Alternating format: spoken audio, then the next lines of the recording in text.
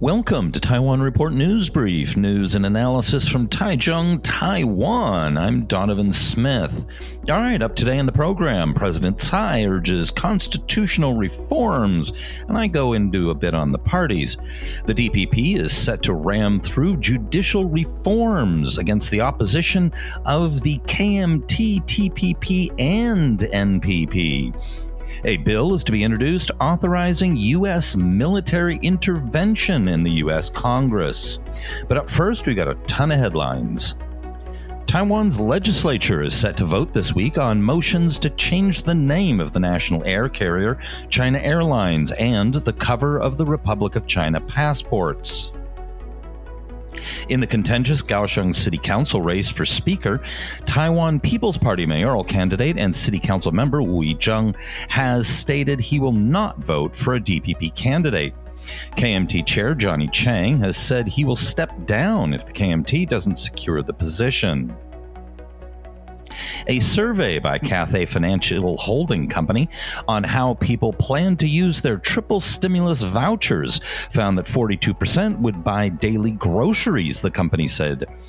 Other top uses included department store spending and travel at 24.2% and 14.6% respectively, while 6.3% of respondents said would use them for dining and drinks, and less than 1% plan to use them for arts and culture activities.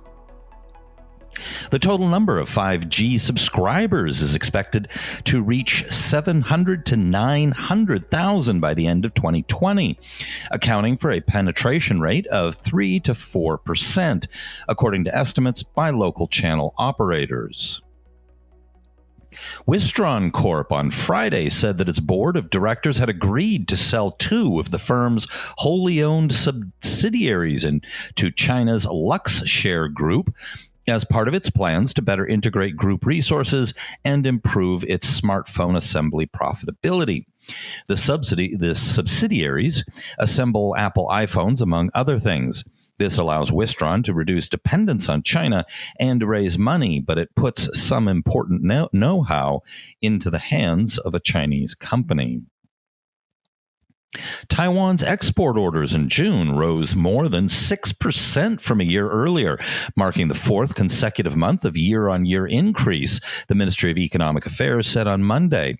The value of orders received by Taiwan-based companies in June totaled $41 billion, up 6.5% from a year earlier, after a year-on-year increase of 0.4% in May.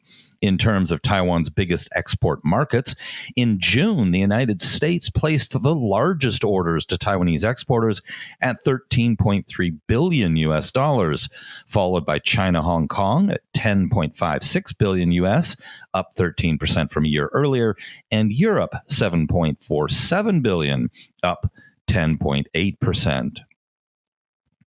Foreign direct investment in Taiwan, approved by the government in the first half of the year, grew by 9.27% year-on-year to $3.84 billion. The Investment Commission said yesterday.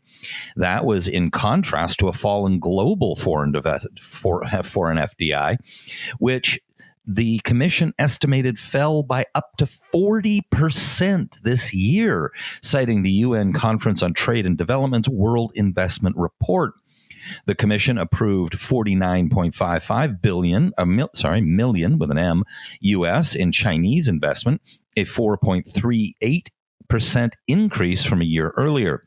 The commission approved $4.91 billion U.S. in outbound investment, excluding to China, a 37.5% increase compared to the same period last year, while investments to China increased 52.49% to $3.17 billion U.S.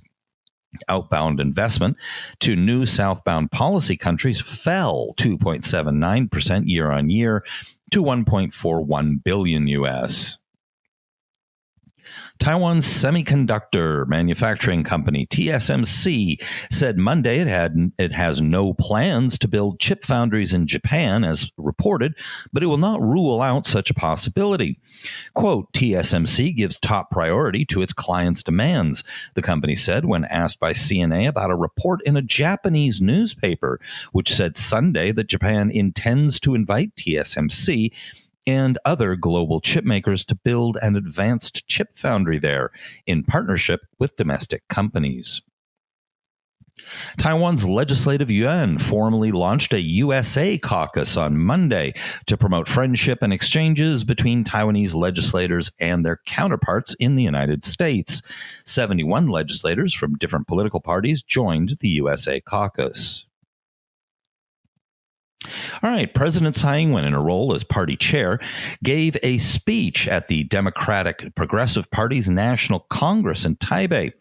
She said constitutional reform is one of the most important advancements for Taiwan, adding that items that should be prioritized include lowering the voting age from 20 to 18 and abolishing the examination yuan and the control yuan, as the issues have cross-party consensus.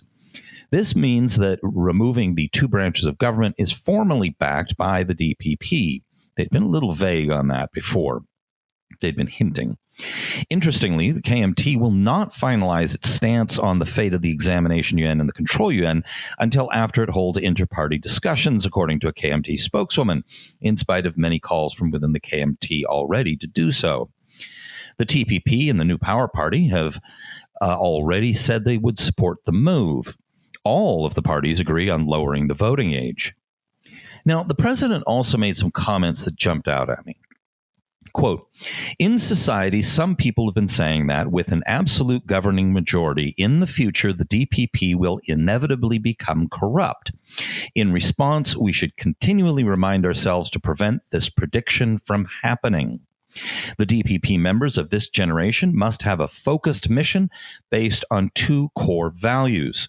First, we must maintain honesty, implement hardworking policy, and express love for the land. And more importantly, we must serve as the leader of values, leading the Taiwanese people towards what the DPP envisions for Taiwan in the next 20 years. Now, according to the KMT, the Tsai administration does nothing but, quote, exercise crushing tyranny of the majority. Now, it's good that Tsai is paying attention to this for two reasons. First, when a party is in power for 2 terms, it's not unusual in any democratic country for the arrogance and sleaze to come out in the second term. While she can't control what every member of her team does, this does suggest she's concerned about this happening. Second, a functioning democracy needs a functional opposition. And right now, her party doesn't have one. While Johnny Chang on the KMT side is working to reform the party, he's got a serious uphill battle to pull it off. If he fails to get his reforms through the KMT Party Congress in September, the party will be in deep trouble. Even if he does, though, convincing the public that the party really is pro-Taiwan will be tough, because so many in his party so obviously aren't. Former Chair Wu Duanyi's choice of party list legislators almost ensures that the pro-China image will remain. They're going to keep saying and doing things that will undermine Chang's efforts. Now, the Taiwan People's Party is pulling in some experienced people and has been working on becoming a viable national force.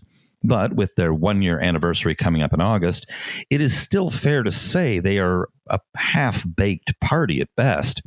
It appears they're settling for being a more pro-Taiwan version of the more moderate end of the KMT, but it's still unclear what they really stand for.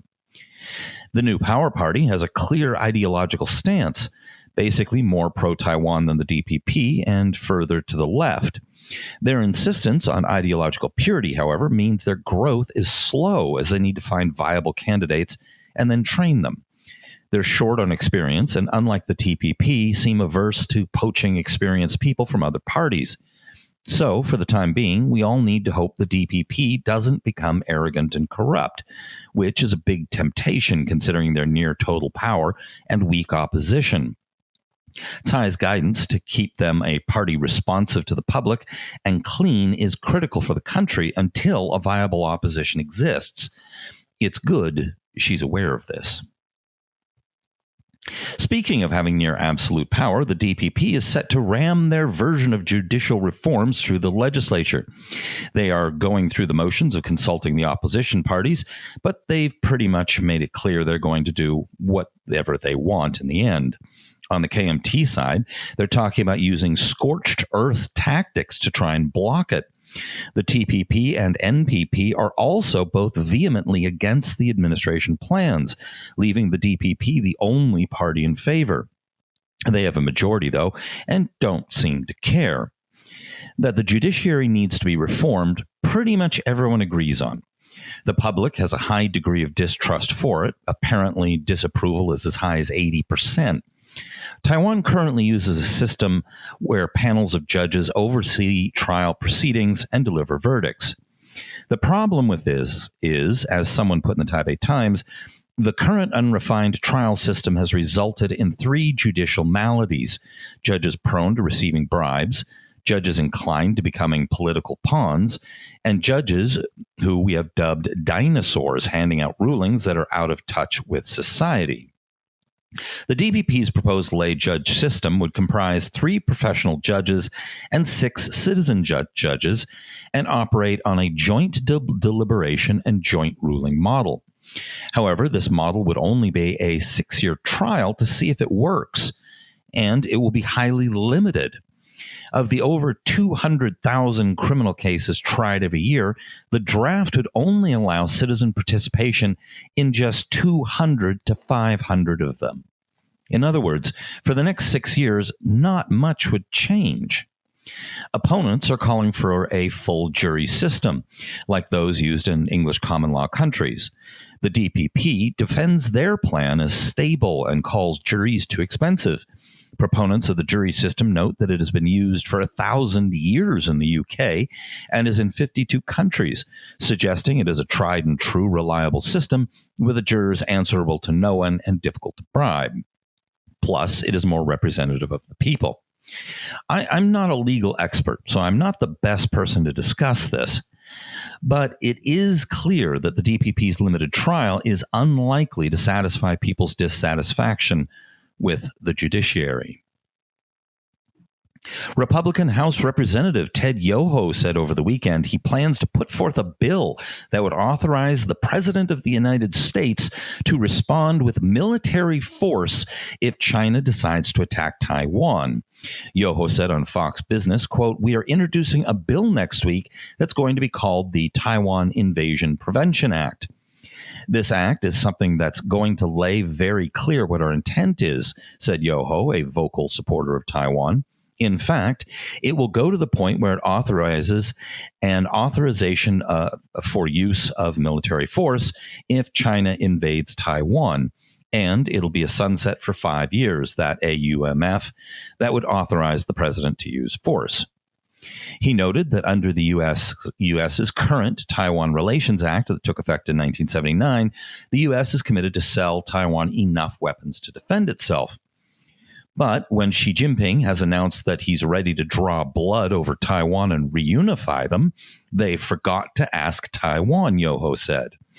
Taiwan has never been part of the People's Republic of China, and nor do they want to. Okay, weird that he said reunify, and then pointed out why using that word is wrong in the very next sentence. But it is good to see the congressman taking a clear moral stance on Taiwan. The question is, will the U.S. State Department, the White House, or congressional Democrats try to weaken or kill the bill? It is unlikely that the Democrats would try to kill it altogether, as they are generally pro-Taiwan.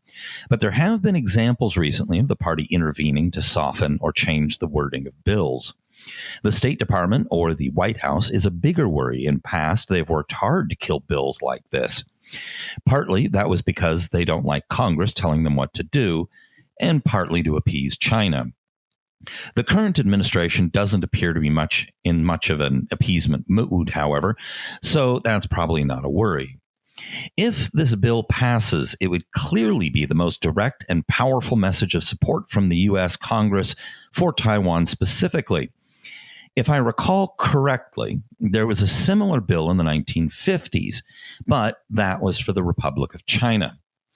It will be very interesting to see if it passes. I'd like to thank all our patrons on Patreon and to apologize to Joshua for not realizing there was an inbox on Patreon. I've only been on Patreon for a couple of weeks and didn't even know it was there. All of your support is very important to this project, so many thanks to all of you, and I hope more of you will join in supporting us so we can continue to grow. All right, I won't be recording tomorrow. I don't usually on Sundays and Tuesdays, and because I'm working on the ICRT Central Taiwan News Report. Now, tune in the day after, and of course, check us out on report.tw and hit like and subscribe and all that fun stuff. This has been brought to you by the Taiwan Report. For more content like this, become our patron at report.tw. 哎呦，就是那个台湾狗啦，最喜欢我的台湾狗了。